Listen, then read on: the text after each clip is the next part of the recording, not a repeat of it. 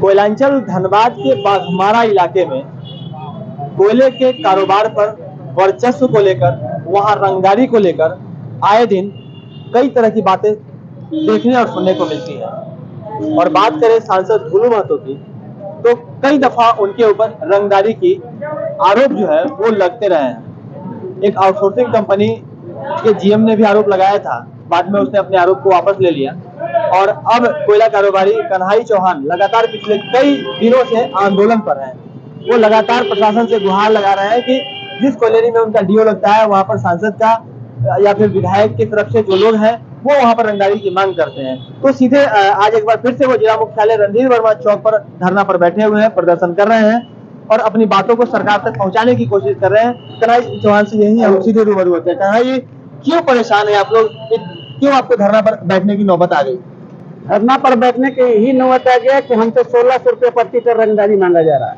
मेरा गाड़ी 22/4 से मेरा गाड़ी घुसा हुआ है। 22/3 से 22/3/2025 से मेरा गाड़ी घुसा हुआ है। 2 सप्ताह हो गया। उसके बाद 28 तारीख को घुसा हुआ है। मैंने 4 गो गाड़ी मेरा घुसा हुआ है।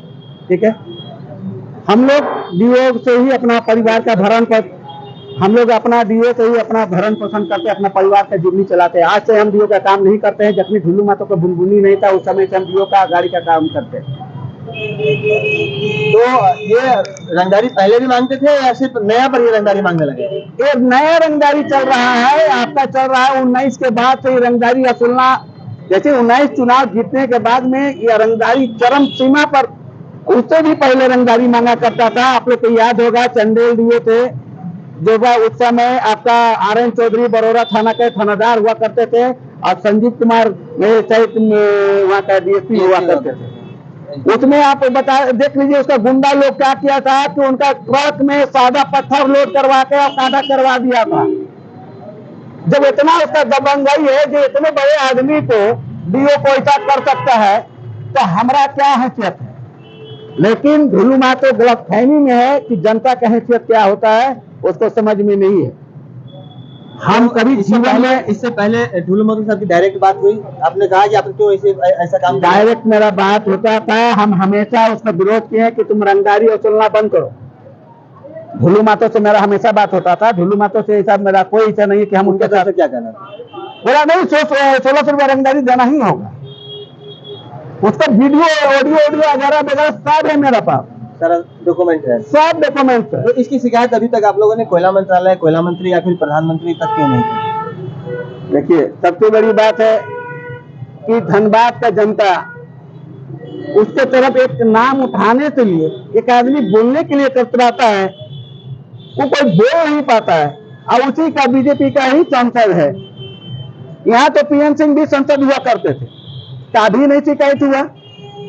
यहाँ इससे पहले ऋचा वर्मा यहाँ संसद हुआ करते थे, कभी कोई शिकायत नहीं हुआ। रंगदारी का, गुंडागर्दी का हम लोग की तरफ कभी नामो निशान नहीं रहा। जब से ढुलू महतो आया है तब से बाघमारा गांधी का जो प्रदेश कहलाता था वो गुंडा प्रदेश में तब्दील हो चुका है।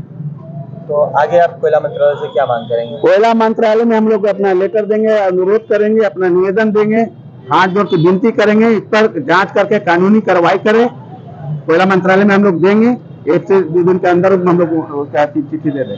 बिल्कुल। तो अभी जिस तरह से कन्हई चौहान ने तमाम चीज़ों को बताया और यह भी बताया कि किस तरह से वो पहले से ही ढुलू महतो से जान पहचान है इनकी, और जब वो सांसद नहीं थे, विधायक थे, या फिर उससे पहले से भी इनकी बातचीत होती रही है। इन्होंने भी कहीं ना कहीं मना करने का काम किया, लेकिन यह जो रंगदारी की बात है वह बहुत पुरानी है और हर बार कहीं ना कहीं रंगदारी जो है स्थानीय व्यापारियों को देने के लिए मजबूर होना पड़ता है। और अब इसकी शिकायत जो है वो कोयला मंत्रालय और PMO तक जाने वाली है। फिलहाल देखना यह होगा कि जब यह शिकायत उस लेवल तक पहुंचेगी उसके बाद कोई कार्रवाई होती है अथवा नहीं, या इसी तरह से कन्हई चौहान जैसे अन्य कारोबारी सड़क पर उतरने को मजबूर होते रहेंगे। सहयोगी रोशन के साथ राजकुमार जायसवाल, 11 स्कोप के बाद।